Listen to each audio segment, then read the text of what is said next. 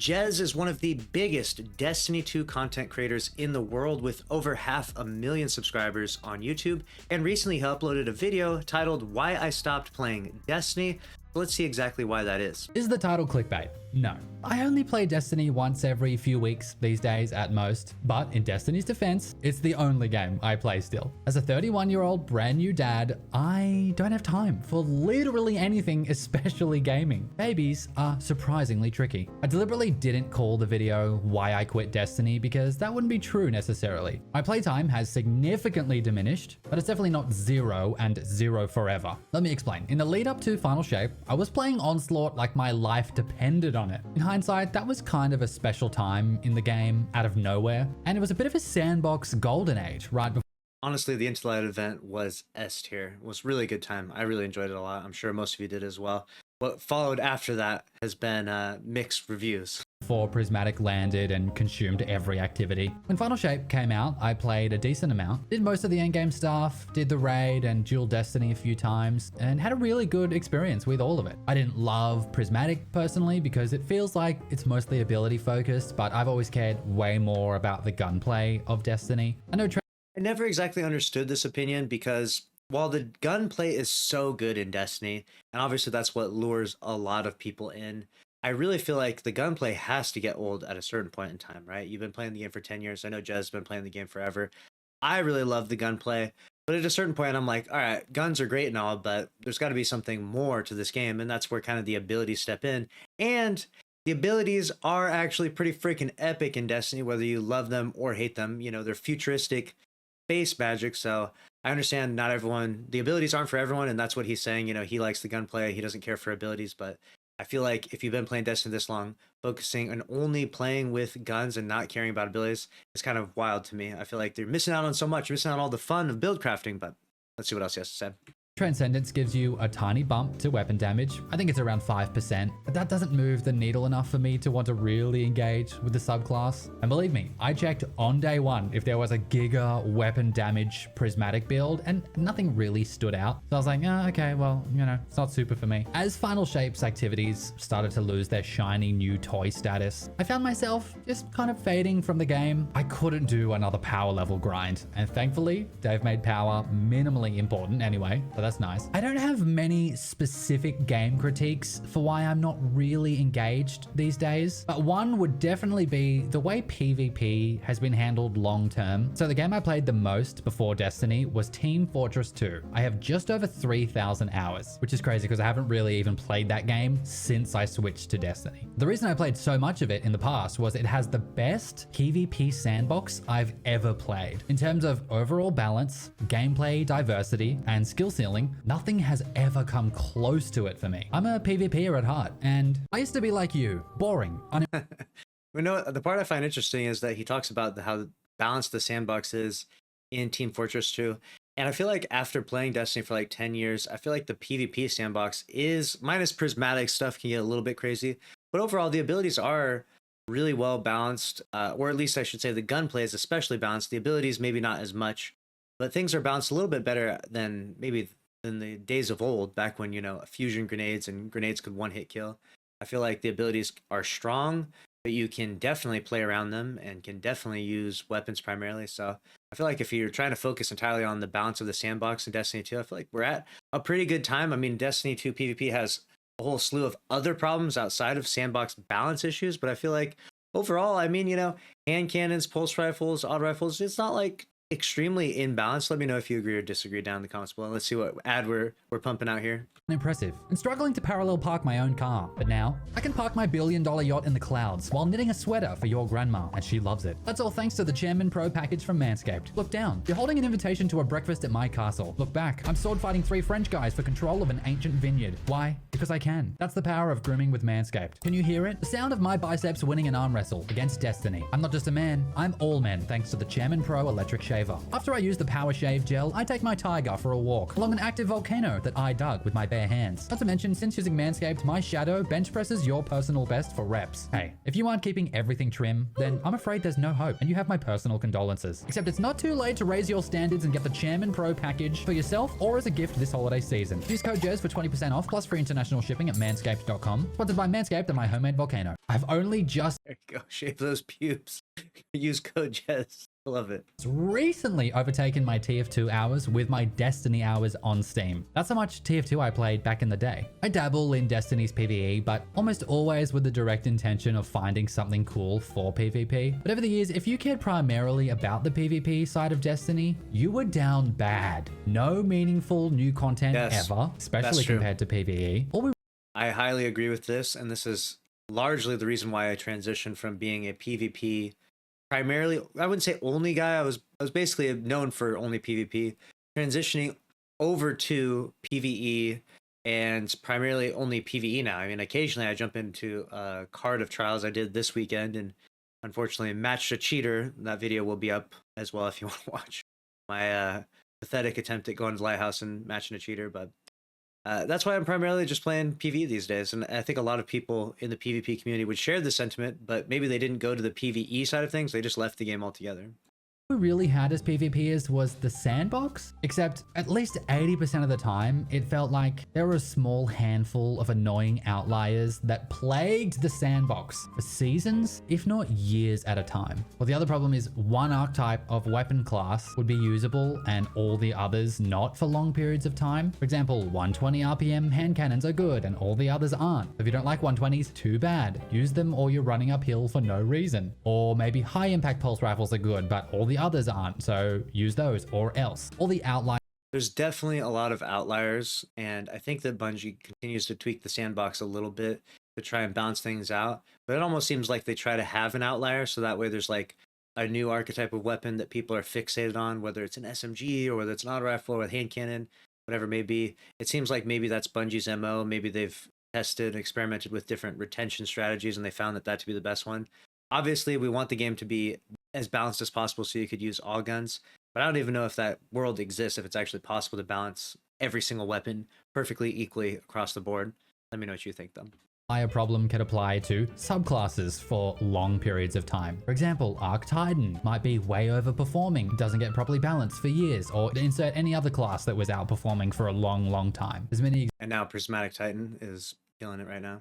Examples like that. And for a game with so much width and depth to its ability and weapon variety, it's stunning how shallow the metas usually are. Not to mention the overall balance of gunplay to ability usage. I really like the space magic abilities of Destiny when they supplement the gunplay. Destiny's gunplay is unmatched in terms of feel and polish and mechanics to this day in the industry. But overall, looking back, it always seemed like the abilities were of equal or greater importance than the guns, which I've never personally enjoyed. I just had such a love-hate relationship with PvP. It felt like the more I cared about it, the more I was punished. It was always one step forward, two steps back. And this man hates his abilities. This man is anti-grenades.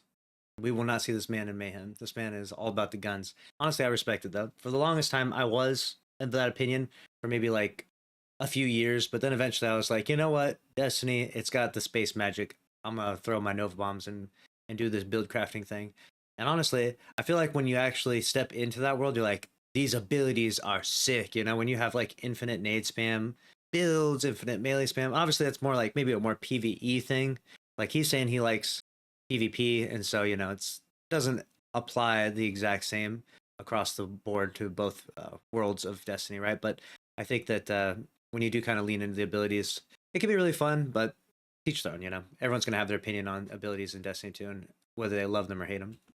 Eventually, when I said, all right, I'm done with PvP, I can't keep loving the potential of a thing when the actual thing is making me miserable most of the time. I was actually noticeably happier in real life because I cut all those negative feelings out by permanently stepping away from PvP and just kind of releasing it from my heart, you know what I mean? So what's left in the game? He broke out of the Destiny Stockholm Syndrome, as I call it. It's very difficult to do. Very few content creators escape the grasp of Destiny 2. Once they find the success, they get their partnerships across their social media platforms, and then they try to venture out and see how difficult it is. they can always come back time and time again. It's like that, unfortunately. It's the Destiny Stockholm Syndrome. For me to enjoy. Well, I haven't really been interested in the seasonal content between major expansions. I really liked the Coil and Onslaught and Pantheon, but I haven't touched any of the episodes since Final Shape. I'm definitely still interested in like Grandmaster Nightfalls, raids, and dungeons, but mostly because these involve a decent gameplay challenge while playing with my friends. Speaking of friends, when I scroll through my list on Steam, the vast majority of people who used to play Destiny multiple times per week no longer play at all, even if the game is in a decent state. It's been like 10 years. It's very hard to keep an individual thing fresh for that long. So I'm definitely not saying, if they could just make the game good, then everyone would come back, including me. Bungie is swimming against the streams of time, and that is very difficult to do. Okay, now let's talk about money. Being alive is so expensive, isn't it? It's very pesky. Obviously, another huge factor I have to consider is that this is technically my career. When people ask me if I just play video games for a living, I'm like, well, I do play games for maybe 10 to 20% of the time, depending on the project, but the rest is scripting, filming, editing, feedback, project management, accounting, making thumbnails, etc. It's no secret that Destiny views are declining across the board for everyone. As a husband and father, I love providing financially for my family, so I do have to consider the economic realities of how I spend my time, but I'm also not overly money driven. I could make a Destiny video on every new weapon and every new activity and every new episode and make a lot more money, but I actively don't do that because I do not find it creatively fulfilling. That's why I'm working so hard on my scripted green screen videos, because I really enjoy taking the time to make something worthwhile that I can be proud of. Don't get me wrong, playing with my friends and trying to make them laugh is definitely fun. I will always find pleasure in that, but I don't get any creative fulfillment out of those videos. And I think that I'm really bad at what's essentially live improv comedy. That's like my weakest area, IMO. I'm a very slow thinker, so I do a lot better when I've got time to actually write a joke or a thought in a script-based format. By the way, if you haven't seen any of my green screen videos, I've made 5 now to varying degrees of success. They're all in a playlist called Green Screen Jazz.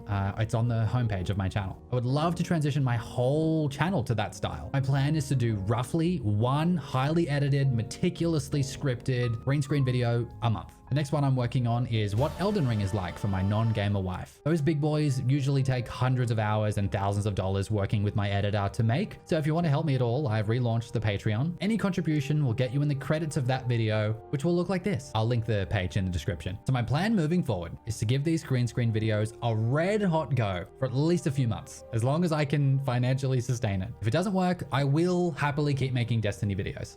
Okay, so he is putting Destiny on the back burner, and he's pushing for these green screen videos. I'll have to give these a watch, and honestly, huge credit to any Destiny content creator that's as established as Jez is trying to really venture out. It's extremely difficult. I know a lot of people out there are going to be like, oh, woe is me, the Destiny content creators, so hard, sitting down and playing video games all day. And while it might seem like such a cush job in some ways, it does have some downsides to it. And one of the downsides is that you find success in Destiny 2, and it is extremely difficult to transition that success to anything else. And you might see some content creators do this to varying degrees, and a lot of times they're just so successful that, they could take a hit. Like, say they have 5,000 viewers on Twitch all the time. Well, they go and play, whatever, some farming simulator game and have 2,000 viewers. Still really, really good. Like, it's not that bad of a comparison, right? But for those that aren't quite up there in that success, going from your 300 viewer stream down to your 50 viewer stream as you transition to some other game can feel extremely difficult, extremely painful, and it takes a huge financial hit on you. So many content creators you'll see time and time again, they'll venture out a little bit with variety, but for the most part, they stay true to Destiny 2 just because it's just kind of the meta of how to, game, how to make money consistently being a content creator. So this is cool that he's actually venturing out into something I've never even heard of someone trying to do, is doing this whole green screen video thing. Apparently he has these really long edited videos that he spent hundreds of hours on. So best of luck to him. Several other content creators have branched out and found success. So hopefully he finds the success all the same as he has in Destiny. because providing for my family is literally non-negotiable, and I'll just find ways to enjoy myself in Destiny. There's definitely stuff I can do. But until I scratch this creative itch, I'll never know if I could have done something different. And I think the reality is 90% of Destiny YouTubers would stop playing tomorrow if it didn't earn them money. And almost all the rest would drop their playtime by like 90%. That really is just the unspoken truth across the board. And I know because I talk to people in the DMs. Destiny's in a weird place. That is true for a lot of like the OG guys, a lot of guys that put in a ton of time, is that they're kind of at like a level of burnout that's like unprecedented at this point. You know, most people have kind of moved on from other games. I talk to my friends that play other games and they're like, "You're still playing Destiny all these years later?" And I'm like, "Yeah, man, I don't know." I'm like, how can you do that? How can you possibly play the game? It's like, I don't know. I still find ways of having fun. You know, I try to be creative within the confines of Destiny myself personally, but not everyone is going to have that same experience or that same ability to transition to different things in Destiny. And there's been casualties because of the dwindling viewership. Ascendant Nomad, gone. TDT, gone. True. Castle content, gone. We've got some of the biggest content creators out there have completely left, and Jez is not exactly leaving, but, you know, taking a step back. And from what it sounds like, if he finds success doing something non-Destiny related, then we may have him, we may never see him again, right? He might want to continue to pursue that new thing that seems to be making him more happy than Destiny content. Honestly, I can't blame him, you know? It's always fun to try new things. Variety's the spice of life. Dado, Astacross, and Bai for all exploring variety content. Again, that's not even an indictment against Destiny the game specifically. The winds of time kind of erode everything. And once you make a hobby your livelihood, it's very hard to maintain the same level of passion long term. So as for me, I'm recording a Grandmaster Nightfall video with Dado and Danielle over the next few days because apparently they remastered the inverted Spire Nightfall and it looks really fun. But after that, I have no Destiny content planned for as long as I can sustain it. By the way, if you haven't seen it, I just uploaded a 2-hour highly edited green screen rant of Final Shapes campaign. It's on screen now. The lore bros are extremely angry in the comments because I did miss some minor plot details, and that's on me. But I stand by 99% of the points I made. I spent like 6 effing months on the video, so please watch it if you think high effort content is worth investing in. Okay, love you. All right, so there you have it. Destiny is losing, at least temporarily, one of its most popular content creators, adding this to the long list now of content creators either taking a step back from the game or leaving it altogether. It has been quite a crazy time in the last year. I don't think we've seen so many content creators leave in such a short period of time. Obviously, there's those that leave. There's been, you know, periods of time where we've had an exodus. You know, I could look back to, you know, Destiny 1 year 3. It was a good amount of people that left during then. And even Destiny 2 year 1, there was quite a few that moved on to other stuff. And we're bordering that level, right? Destiny 2 year 1 was definitely worse than it is now. But it seems like we're getting to a point where a lot of the content creators are finding it to be unviable to make quality content in Destiny 2. A lot of them, you know, they work really hard. They don't have a whole team of people. So they have to, you know, script, record, edit, do everything, and upload a video maybe once every few days or maybe once a week. You know, I myself personally take a different route. I have a whole different strategy. I've used editors before and edited myself. I can do so very well, actually. I just choose to make my content a little more in an expedited manner. You know, I do very light editing and I try to touch on a whole lot of different topics throughout the week. And so my content can come across maybe a little more unpolished because of that. But honestly, I just like the feel of that. And I think that the pace that it gives my channel is a little more exciting, a little more what I like to do. I like to have very consistent uploads. So that's why I've stick with that. But for those like Jez and others that put in so much time, they put in hours of time, even tons of editors and all this work to just one video, and they do like one video a week or sometimes one video every few weeks. It's a very different type of operation, you know, and they have to get a good return on that. And Destiny is not giving out a good return to a lot of content creators right now. A lot of people are seeing a massive decline in viewership of streams, in viewership of and views on videos and stuff like that. So it's a pretty dark time, you know, and Destiny has seen this time and time again, you know, highs and lows, highs and lows. But the difference between this time and previous times, I would argue, is that we're reaching a new low, a low that's so low it's comparable to potentially we're getting down the Destiny 2 year 1 lows. Only time will tell if this is the beginning of the end. That's a wrap on the video, though. Make sure to subscribe, smash the like button, and make sure to go watch Jez's green screen video. Subscribe to Jez, watch those green screen videos, support him as he ventures on into something non-Destiny related. That's a wrap.